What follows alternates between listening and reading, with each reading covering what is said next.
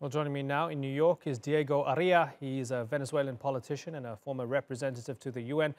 He was also with Juan Guaido and accompanied him at the Colombian border. Sir, thank you very much for joining us here on the Newsmakers. Were you surprised that Guaido was not arrested upon his return? No, I was not. I even made a statement saying that the regime would not dare to put his hands on top of him, would not dare to touch him because of the international repercussions and the fear that some countries might take some harsher actions. Now that he's back, Guaido has called on his supporters to mobilize on Saturday because, as he said in a tweet, all the support we have and all the support we need will depend on whether we stay in the streets. He wants strikes. He wants people to paralyze the public sector. How can that be helpful when people are struggling to find food to eat, to paralyze the public sector? Isn't that going to lead to more suffering? Well, the public sector is not producing anything. The public sector, on the contrary, is very heavy on the many people that are completely unneeded. And it is important that after returning to Venezuela, we continue the pressure on the regime. And the only pressure that you can have a civilian population that is not armed is actually stopping many of the regime's activities. The only way. And it will keep the pressure and the enthusiasm of people that for about 90% reject the Maduro regime. As a supporter of Guaido and as somebody who's pushing for change, there's a belief from Maduro and his supporters that while people are suffering, you and Guaido and your allies and the United States and others are weaponizing the need for humanitarian change. You're weaponizing the idea of humanitarian aid as a guise for regime change. Address that for me, please, sir. Well, that's absolutely absurd. To weaponize food, actually, the regime is doing that. The little food that there is in the country, they use it to provide to some of the people who they believe are their followers. No, a humanitarian assistance being called by the international community as a right action to take. The United Nations, the Food Program, the European Union, the United States, everybody. The only one who came up with that absurd idea of weaponizing food is the Maduro regime. And the UN Secretary General Guterres has said that he wants all parties to conduct dialogue to end the political impasse. Of course, the cynic would say this is what the UN Secretary General would say, whether it's Guterres or Kofi Annan or Ban Ki-moon or whoever. But let me ask you, sincerely, would you sit down with Maduro and try to resolve this with dialogue? You know, you were absolutely right. Any Secretary General, any diplomat are forced to use a sort of the decalogue.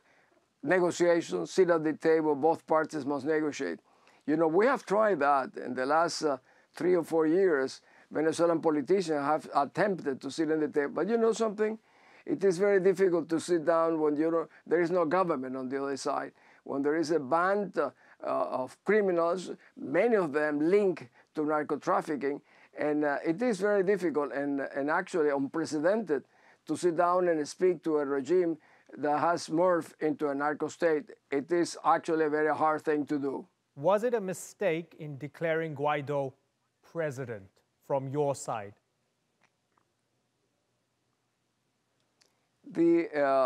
According to our constitution, actually, when Guaido became the president of the National Assembly, he swore that he was going to fulfill his duties. So when he became automatically the president, when there was a void, a vacuum in the power, already he was sworn in to do that. Maybe he should have done it also, but he's not self-proclaimed. He was proclaimed by the Venezuelan constitution that automatically declared him president as soon as Maduro was out.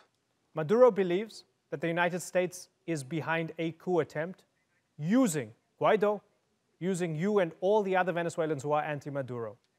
Your response to that is what?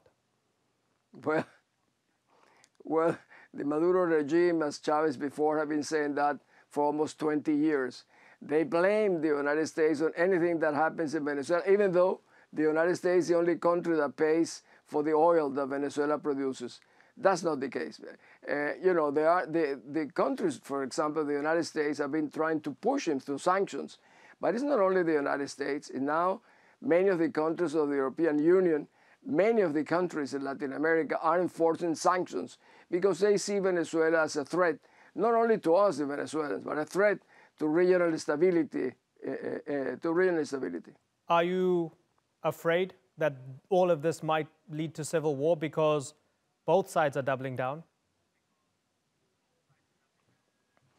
No, really. You know, I've seen civil wars, and it's not the case in Venezuela, where you only have one side is armed, fully armed, not only with the armed forces. Because remember, we don't have armed forces. The government of the regime, the Venezuelan regime, is a military regime, and the civilians are completely unarmed. So a civil war only takes place when both sides are armed. That's not the case in Venezuela. And what do you make of the fact that while Guaido is calling for strikes and demonstrations, Maduro is calling for strikes or demonstrations to counter them as well, anti-imperialist demonstrations? Aren't we going to see trouble on the streets? No, every time that the opposition lead protests in the streets, immediately the regime tries to do the same at the same hour, the same day. But there's no way they can actually counter that. When you have a rejection of almost 90% of the country that is against you, you'll find very little people. And actually, the few people who attended the regime's protests were public members of the public administration. They will start disappearing soon, and you will see how thin is the support that the narco regime of Maduro has today. As an experienced diplomat, somebody who's supporting Guaido, yes, we see that the United States, many of the Europeans, the Colombians, the Brazilians, the Argentinians, they are supporting Guaido. But what's your message as a diplomat to those who are supporting President Maduro, to the countries such as Turkey, to the countries such as Russia? What's your message to them? You know, to see Russia has attempted to include Venezuela into a sort of a Cold War to confront the United States using the case of Venezuela. I think the Russians couldn't care less for us, for our welfare, whether we starve or not. They care to see if they can carve a niche in the Western Hemisphere to try to confront in one way or another the United States. China more moderate and more moderate in its attitude than Russia, but Russia really is really unforgivable what they have done. Actually, recently in the Security Council, it looked more a confrontation with the United States than a defense of the Venezuelan cause or the Maduro regime. Diego Arria, thank you very much for joining us here on the Newsmakers.